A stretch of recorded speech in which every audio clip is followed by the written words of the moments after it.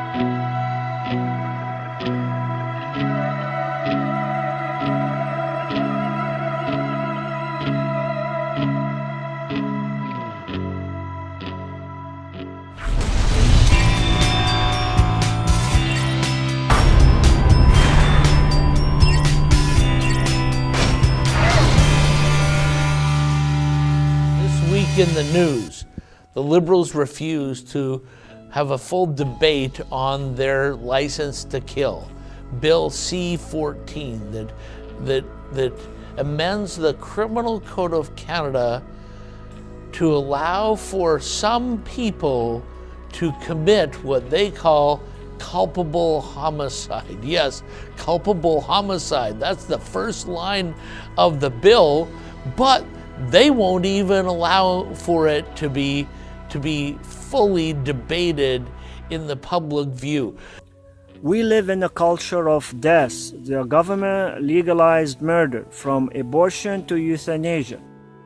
Whether we like it or not, the culture of death is going on the offense. We have to defend ourselves and go on the offense. We have to fight this evil. We have to die in dignity by natural death, not dying in dignity by killing a human being by euthanasia. On January 1st, Obama, against the consent of the United States Congress and the will of the people, will implement the death panels of the infamous Section 1233 of the Health Care Reform Bill that were rejected by Congress at the last minute this summer. It comes in the form of a regulation in the Obamacare bill. The euthanasia provision authorizes Medicare to award doctors who offer voluntary advanced care planning as part of the annual physical examination. This group is also part of the larger World Federation of Right to Die societies. Spokesmen for the movement explained how euthanasia can be accomplished more cheaply at home. One example is, life-saving care can simply be denied to the elderly and costs will be saved. This will be painless, supposedly, if the patient is unconscious and starved to death.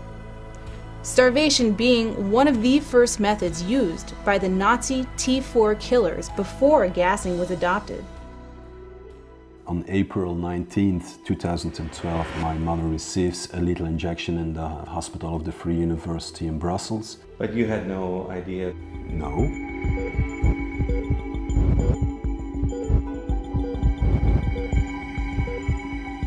My granddad developed non-Hodgkin's lymph cancer at roughly 80 years of age. He was basically killed by the medical staff in the care home.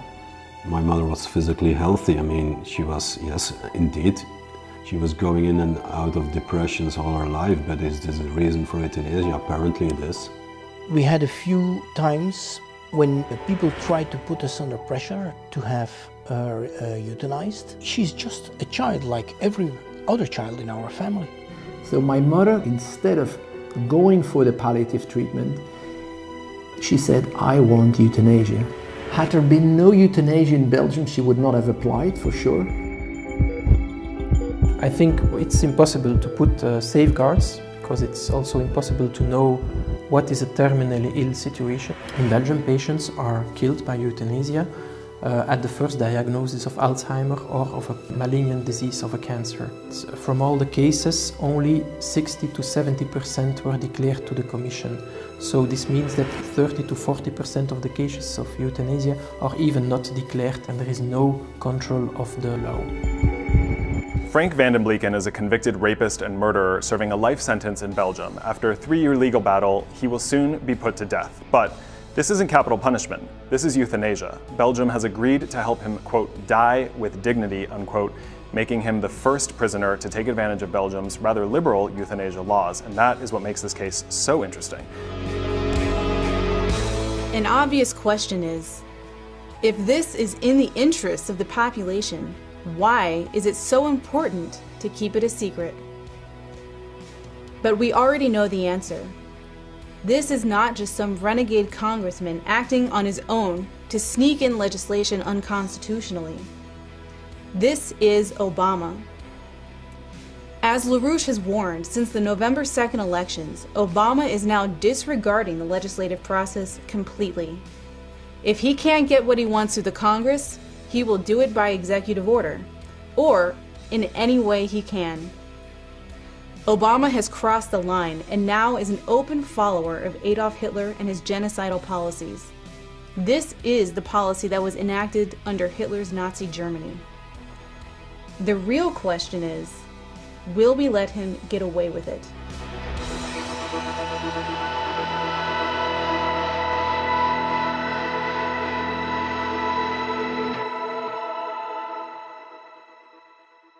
Alzheimer's is the #1 cost aside from military costs in the world. Well, but this is actually supporting a euthanasia program to kill the senior citizens when they. If I sign this, am I helping to kill old people, or am I helping to not kill? Yeah, you're gonna put them down like you put down like you put down your dog. Oh, yeah. Dude. And it's this is like a mandatory, because they're draining the healthcare system, so we're gonna just implement a mandatory euthanasia program for terminally ill people. Birth date and signature, and so we're just supporting mandatory euthanasia to keep the healthcare costs down to save our tax dollars. Thank you. Thanks, bro. Thank you. What a callous son of a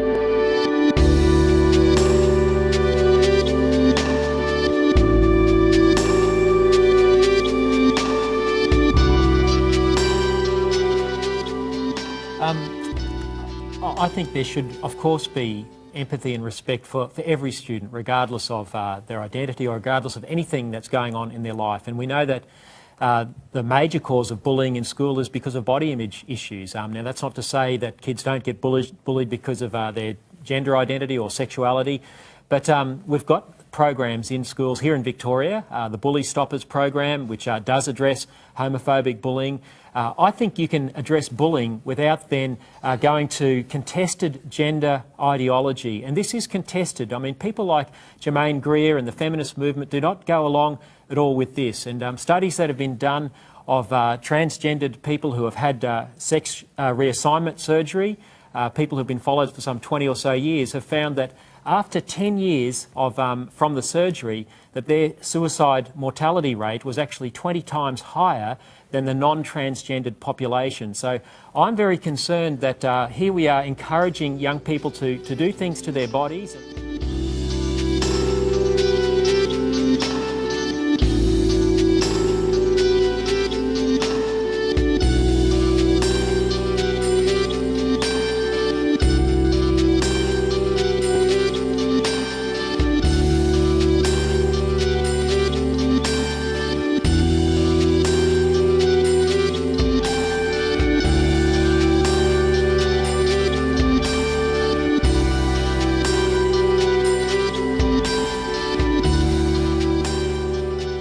pedophiles are going to be the next. Transgender's been won now. They've won that battle. It's over. Do you think so? Yes. Honestly? Absolutely. It's done and dusted. We lost. Well, don't you think we that lost? By we, I mean people who actually wanted to find out what the science said, to continue to invest in things that are now unfundable, certain bits of research that don't agree with the progressive consensus, which you now can't get funding for. That consensus is... what kind of research? Well, so... The transgender question is complex and difficult. And, for example, Johns Hopkins doesn't do the surgeries anymore. The guy who used to run it there is a very outspoken critic of transition surgeries. It's not the best treatment pathway. They all end up killing themselves anyway. There's, by most metrics, no improvement in suicide rates. My view on this is, we're probably going to look back in 30 years and wonder how we could ever have been so cruel as to allow somebody with a psychiatric delusion to start hacking at themselves to make reality conform to their own delusions. But I'm not. But by we earlier, what I meant was people who want to be science-led on this, and instead, what the left it was there on the cover of Time magazine. The trans thing is the next civil rights frontier. They very clearly articulated. They gave us all the clues we needed to work out how they were going to fight this one, right? And we just didn't pay any attention at the time, or some people didn't. They set it up as the next gay, or the next bisexual, or the next lesbian. It's just the next frontier in the civil rights struggle.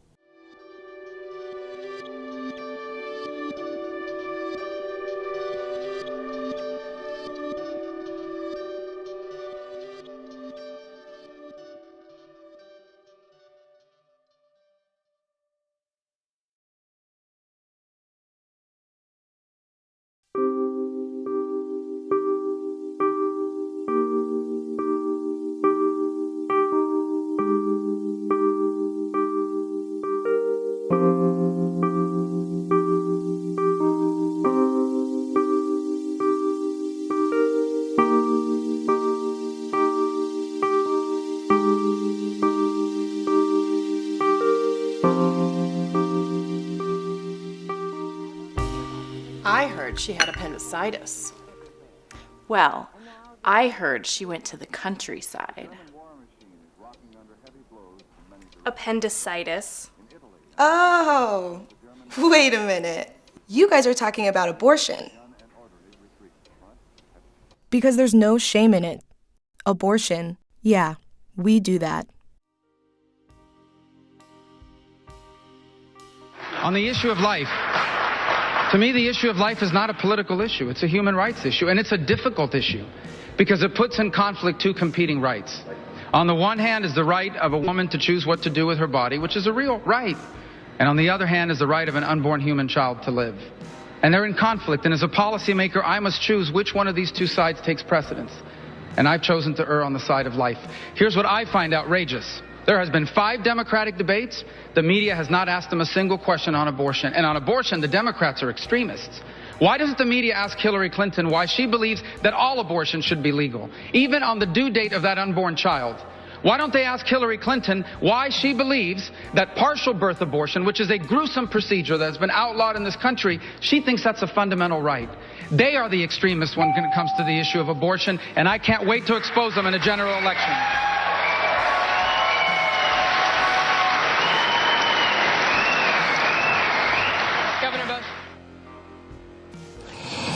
The majority of Americans and the majority of women agree that abortion after 5 months, for any reason at all, is extreme. And yet, politics apparently intervened to prevent the Pain-Capable Unborn Child Protection Act from being brought to the floor for a vote. This is disappointing because what it says is that once again, politics has triumphed over principle and expediency has triumphed over courage.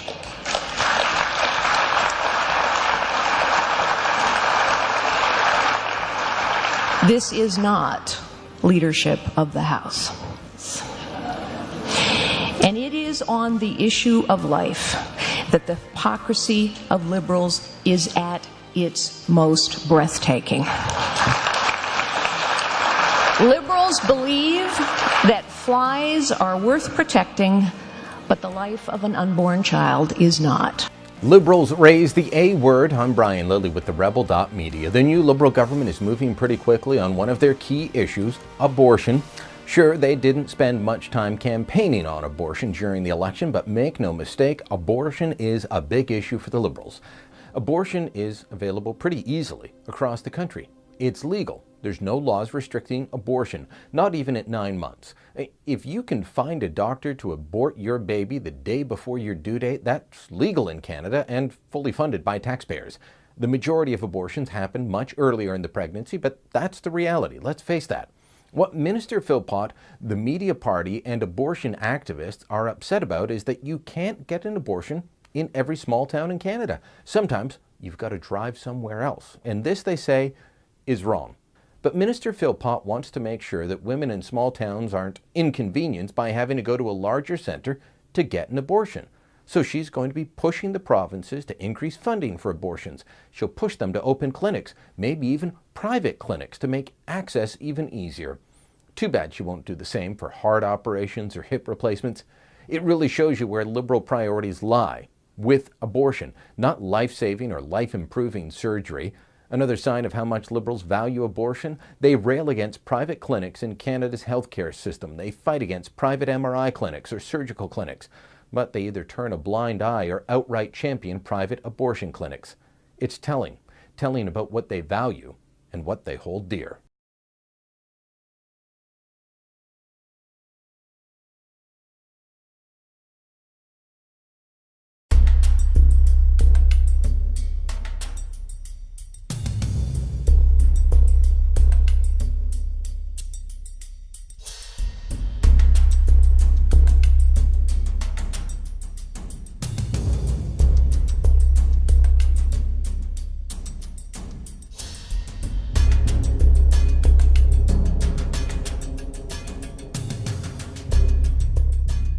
We had no problem with our border between 2001 and 2007, and then a centre-left government full of secular progressive pinheads got elected, and they dismantled this effective border protection policy that was in place with the usual claims. It was inhumane, it was wrong, it was immoral, only bad guys like O'Reilly would want to have such a policy in place. And what happened?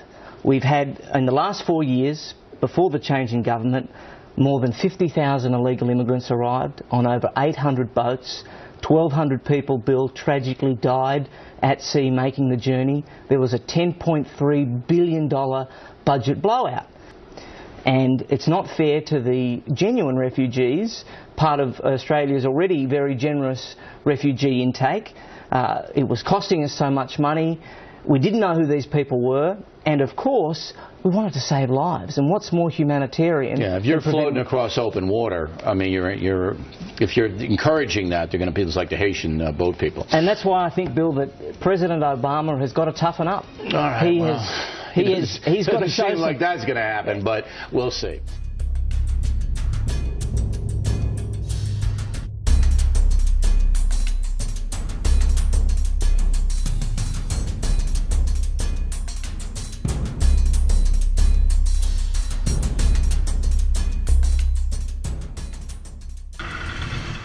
Up to 30 people are feared drowned in the second migrant tragedy in as many days in the Mediterranean. Amid warm weather and calm seas, more people are attempting the perilous journey in rickety boats from Libya to Italy. More than 7,000 have been rescued this week alone.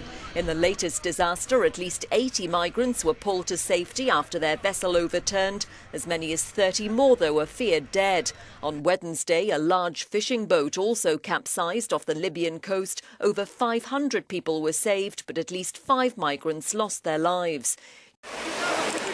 More migrants have drowned in desperate efforts to reach Europe, their boat destroyed after running aground off the Greek island of Rhodes. Rescuers did their best to pluck survivors from the waves. Some 90 people have reportedly been saved. But Coast Guard said at least 3 bodies had also been recovered, those of a man, a woman and a child.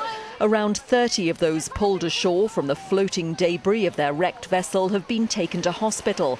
This as more distress calls were reported from other boats in difficulty.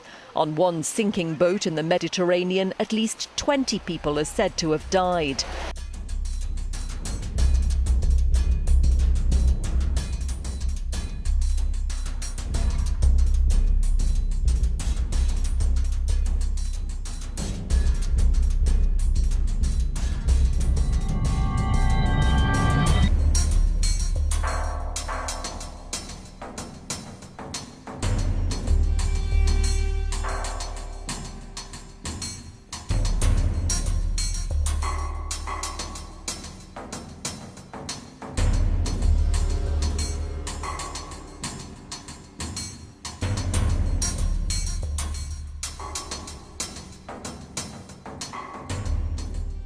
Right, and let me ask you exactly this. You know, in the United States, we've seen a lot of terror in France. In the United States, we had Orlando, but things seem a little bit better. What's the difference between the United States and the other countries? Well, clearly, I think in Europe, it's the great Muslim immigration problem. They have those large communities of Muslims, many of them unemployed, many of them disenfranchised, real hotbeds, real places for radicalism to grow and grow easily within a community. And I think here in the United States, of course, almost virtually all of our Muslim population is well integrated. They're part of the communities. They abhor these kinds of things happening just as much as the rest of us do. So I'd say the starkest difference is just the nature of the immigration problem in Europe, which continues to grow. Europeans have identified immigration and terrorism as their two main concerns, leaving other issues like the economy and unemployment in a distant third and fourth. Polling more than 30,000 people in 34 European countries and regions, the European Commission survey found that almost half, 48%, cited immigration as one of the two most important issues facing the EU. Terrorism was cited by 39% of respondents. In the same survey conducted just 18 months ago, unemployment was the main concern, followed by the economic situation throughout Europe.